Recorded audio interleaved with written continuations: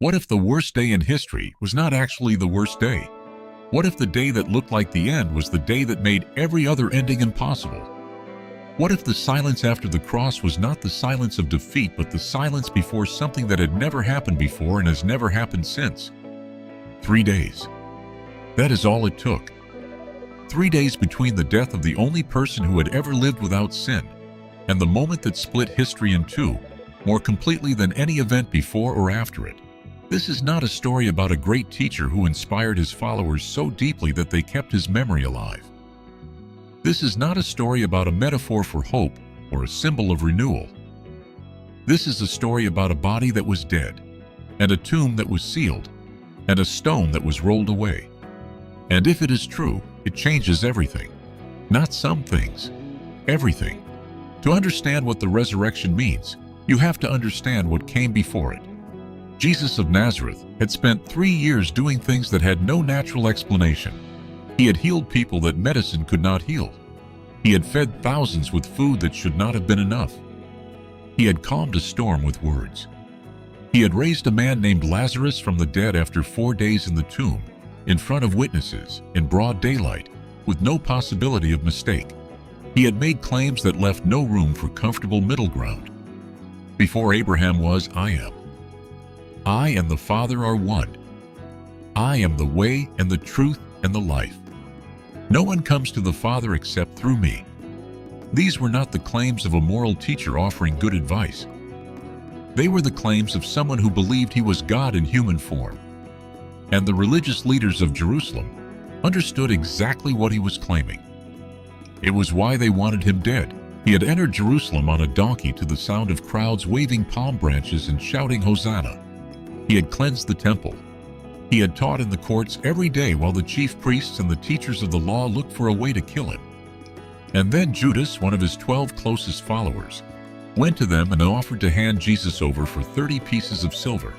The last night began in an upper room. Jesus ate the Passover meal with his disciples. He took bread and broke it and said, "This is my body given for you." He took the cup and said, "This cup is the new covenant in my blood, which is poured out for you." He told them one of them would betray him. He washed their feet. He told them he was going away, and that where he was going they could not follow now, but would follow later. He told them not to let their hearts be troubled, and then he led them out to a garden called Gethsemane on the slope of the Mount of Olives. In the garden, Jesus went a little farther from his disciples and fell to the ground and prayed, "My Father, if it is possible, may this cup be taken from me. Yet not as I will, but as you will." He prayed this 3 times. And each time he returned to his disciples and found them sleeping. The spirit is willing, but the flesh is weak. The weight of what was coming was not something Jesus was walking toward with easy confidence. He was in such anguish that his sweat was like drops of blood falling to the ground. The one who had raised Lazarus from the dead, the one who had walked on water, the one who had said, "I am the resurrection and the life," was on his face in a garden asking if there was another way. There was not another way. And Jesus knew it. And he got up from the ground and walked back to his disciples and said, "Rise, let us go. Here it comes my betrayer." Judas arrived with a crowd carrying swords and the clubs, sent by the chief priests and the elders. He had arranged a signal. "The one I kiss is the man. Arrest him." He went directly to Jesus and said, "Greetings, Rabbi," and kissed him. Jesus said, "Do what you came for." The crowd stepped forward and seized him. One of his disciples drew a sword and cut off the ear of the high priest's servant. Jesus told him to put the sword away. Then he healed the ear of the man who had come to arrest him. All the disciples deserted him and fled. Jesus was taken to the high priest. The council was assembled. Witnesses were brought forward. False testimony was given. The high priest asked Jesus directly if he was the Messiah, the Son of God. Jesus said, "You have said so. But I say to all of you, from now on you will see the Son of Man sitting at the right hand of the Mighty One and coming on the clouds of heaven." The high priest tore his clothes. He said the words that would seal the verdict. "He has spoken blasphemy. What do you think? He is worthy of death." They spat in his face. They struck him with their fists. They mocked him. Peter had followed at a distance to the courtyard of the high priest's house. 3 times that night, people recognized him as a follower of Jesus. 3 times he denied it. On the 3rd denial, the rooster crowed, and Peter remembered what Jesus had said to him earlier that night. "Before the rooster crows, you will disown me 3 times. He went outside and wept bitterly. When morning came, Jesus was taken to Pilate, the Roman governor. Pilate examined him and found no basis for a charge against him. He tried to release him. The custom at Passover was to release one prisoner chosen by the crowd. He offered them a choice between Jesus and a man named Barabbas, a notorious prisoner. The chief priests and the elders persuaded the crowd to ask for Barabbas. "What shall I do then with Jesus, who is called the Messiah?" "Crucify him." "Why? What crime has he committed?" But they shouted all the louder, "Crucify him!" Pilate took water and washed his hands in front of the crowd. "I am innocent of this man's blood. This is your responsibility." And he had Jesus flogged and handed him over to be crucified. The soldiers took Jesus. They stripped him. They put a scarlet robe on him. They twisted together a crown of thorns and set it on his head. They put a staff in his right hand. They knelt in front of him and mocked him. "Hail, King of the Jews!" They spat on him. They struck him on the head again and again with the staff. Then they led him out to crucify him. He carried his cross through the streets of Jerusalem. He had been awake all night. He had been beaten. He had been flogged. At some point along the way, he could no longer carry it. A man named Simon was forced to carry it for him the rest of the way. They came to a place called Golgotha, the place of the skull, and there they crucified him, between 2 criminals, one on his right and one on his left. The people who passed by hurled insults at him, shaking their heads. "You who are going to destroy the temple and build it in 3 days, save yourself. Come down from the cross if you are the Son of God." The chief priests and teachers of the law mocked him. "He saved others, but he cannot save himself. Let him come down now from the cross and we will believe in him." One of the criminals hanging beside him joined the mockery. "Are you not the Messiah? Save yourself and us." But the other criminal rebuked him. "Do you not fear God, since you are under the same sentence? We are punished justly, for we are getting what our deeds deserve. But this man has done nothing wrong." Then he said, "Jesus, remember me when you come into your kingdom." And Jesus said to him, "Truly I tell you, today you will be with me in paradise." From the 6th hour, darkness came over all the land until the 9th hour. 3 hours of darkness in the middle of the day. And at about the 9th hour, Jesus cried out in a loud voice, my God, why have you forsaken me?" Later, knowing that everything was now complete, he said, "I am thirsty." They soaked a sponge in wine vinegar, put it on a staff, and lifted it to his lips. When he had received the drink, Jesus said, "It is finished." And he bowed his head and gave up his spirit. At that moment, the curtain of the temple was torn in 2 from top to bottom. The earth shook. The rocks split. The tombs broke open. A Roman centurion standing at the foot of the cross, who had watched everything, said, "Surely he was the Son of God." Joseph of Arimathea, a rich man who had been a secret disciple of Jesus, went to Pilate and asked for the body. Pilate gave his permission. Joseph took the body, wrapped it in clean linen, and placed it in his own new tomb that he had cut out of the rock. He rolled a large stone in front of the entrance to the tomb. Mary Magdalene and the other Mary were sitting there opposite the tomb. The next day, the chief priests and the Pharisees went to Pilate and told him they remembered that the deceiver had said while he was still alive that after 3 days he would rise again. They asked for the tomb to be made secure so the disciples could not come and steal the body and tell the people though he had risen from the dead. Pilate said, "Take a guard. Go. Make the tomb as secure as you know how." They went and made the tomb secure by putting a seal on the stone and posting a guard. Now consider what Saturday looked like. The disciples were scattered. Peter was somewhere weeping over his denial. The others had fled. The women who had followed Jesus from Galilee were sitting at a distance, watching. The man they had followed for 3 years was dead.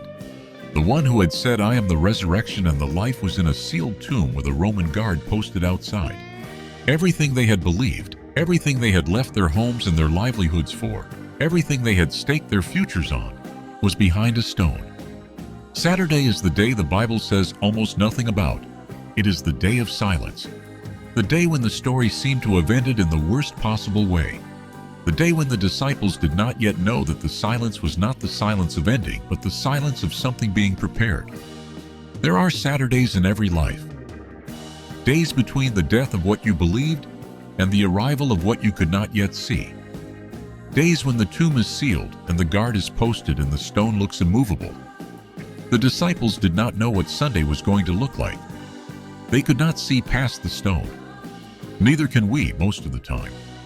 After the Sabbath, at dawn on the first day of the week, Mary Magdalene and the other Mary went to look at the tomb. There was a violent earthquake. An angel of the Lord came down from heaven, and going to the tomb rolled back the stone and sat on it. His appearance was like lightning, and his clothes were white as snow. The guards were so afraid of him that they shook and became like dead men. The angel said to the women, "Do not be afraid, for I know that you are looking for Jesus who was crucified. He is not here. He has risen just as he said. Come and see the place where he lay. Then go quickly and tell his disciples. He has risen from the dead and is going ahead of you into Galilee. There you will see him." So the women hurried away from the tomb, afraid yet filled with joy, and ran to tell his disciples. Suddenly Jesus met them. "Greetings," he said. They came to him, clasped his feet, and worshipped him. "Do not be afraid. Go and tell my brothers to go to Galilee. There they will see me." The guards went into the city and reported to the chief priests everything that had happened. The chief priests assembled with the elders and devised a plan. They gave the soldiers a large sum of money and told them to say that the disciples had come during the night and stolen the body while they were asleep. This story has been widely circulated ever since. But there is a problem with it. Dead men do not organize cover-ups. Dead men do not appear to their followers over a period of 40 days in multiple locations in front of groups of people. Dead men do not appear to 500 people at one time, as Paul would later record. Dead men do not transform a group of terrified disciples who had scattered at the first sign of danger into people who would spend the rest of their lives traveling the known world, telling everyone that Jesus had risen from the dead, and who would die for that claim rather than deny it. People do not die for things they know to be lies. Something happened on that Sunday morning. Something that could not be explained by theft or hallucination or wishful thinking. Something that turned the worst day in the history of the world into the pivotal event of all human history. He is not here. He has risen. The appearances continued. Mary Magdalene saw him in the garden and thought he was the gardener until he spoke her name. 2 disciples on the road to Emmaus walked with a stranger for hours and did not recognize him until he broke bread with them. And then he vanished. Peter was restored by the Sea of Galilee over a breakfast of fish cooked on a charcoal fire. Thomas, who had doubted, was invited to touch the wounds in his hands and his side. 40 days after the resurrection, Jesus led his disciples out to the vicinity of Bethany. He lifted up his hands and blessed them, and while he was blessing them, he left them. He left them and was taken up into heaven. They worshipped him and returned to Jerusalem with great joy. And they stayed continually at the temple, praising God. 10 days later, the Holy Spirit came, and the world has never been the same. So what does this story mean for us today? The first lesson is this: it is finished means it is finished. The last words of Jesus on the cross were not a cry of defeat. They were a declaration of completion. The word used in the original language was a word that accountants used when a debt had been fully paid in full. Nothing remaining, nothing outstanding, nothing left to settle. Every sin you have ever committed, every failure, every shameful thing, every moment you reached for something that was not yours or turned away from something you were supposed to do or said something that cannot be unsaid. It is finished. The debt has been paid. Not partially. Not with a balance remaining that your good behavior will eventually have to cover. Completely. Finally. Once. The resurrection is the proof that the payment was accepted. God did not leave Jesus in the tomb. The silence of Saturday ended on Sunday morning, and the ending of that silence is the loudest possible statement that what was accomplished on the cross was enough. The second lesson is this: Sunday always follows Saturday. Not on your timeline. Not necessarily when you expect it or need it. But the pattern of death and resurrection that runs through the story of Jesus runs through the stories of everyone who follows him. The things that die are not always the end. The sealed tombs are not always permanent. The stones that look immovable sometimes roll away. Whatever Saturday you are sitting in right now, whatever has died that you did not think could die, whatever door has closed that you built your life around, whatever version of Saturday's silence you are living inside. The disciples did not know what Sunday looked like from Saturday. They could not see past the stone. But Sunday came anyway. The third lesson is this: he rose bodily, and that means your body matters. The resurrection was not a spiritual idea. It was a physical event. The tomb was empty. The grave clothes were there. Jesus ate fish with his disciples after he rose. Thomas touched his wounds. The resurrection of Jesus was not the survival of his memory or the continuation of his influence. It was the raising of his body from the dead. This matters because it means the physical world is not something to be escaped. It is something to be redeemed, the creation that God called good in the beginning. The dust he formed into a man and breathed life into is not something God has abandoned. The resurrection of Jesus is the first event in the resurrection of everything, the beginning of the new creation, the down payment on a future that the book of Revelation describes as a new heaven and a new earth. Your body matters. The physical world matters. What happens in time and space and history matters. Because God entered time and space and history and did not simply pass through it, he redeemed it from the inside. And the fourth lesson is the one everything else has been pointing toward. The resurrection of Jesus is not primarily a story about what happened 2,000 years ago. It is a claim about what is happening now and what will happen in the future. He is not here. He is risen, and he is of us. Not in memory, not in metaphor. Actually, physically, bodily alive at the right hand of God the Father. Which means that the same one who said, "Do not let your hearts be troubled," is still saying it. The same one who said, "I am the resurrection and the life," is still the resurrection and the life. The same one who met Mary in the garden and spoke her name knows your name. The disciples came to the tomb that Sunday morning to perform the last rites for someone who was dead. They left as witnesses to something that had no category in their previous understanding of the world. Something that required an entirely new way of thinking about what was possible. Whatever category you have put Jesus in: teacher, historical figure, moral example, good man who died for his beliefs. The empty tomb requires you to add one more possibility: that he is exactly who he said he was. That the silence of Saturday ended. That death was not the last word. That he is risen. And that the question he is still asking is the same question he asked Mary in the garden when she turned and saw him and did not recognize him. He said, "Who are you looking for?" He is still asking. Based on Matthew 26-28, Mark 14-16, Luke 22-24, John 13-21, 1 Corinthians 15.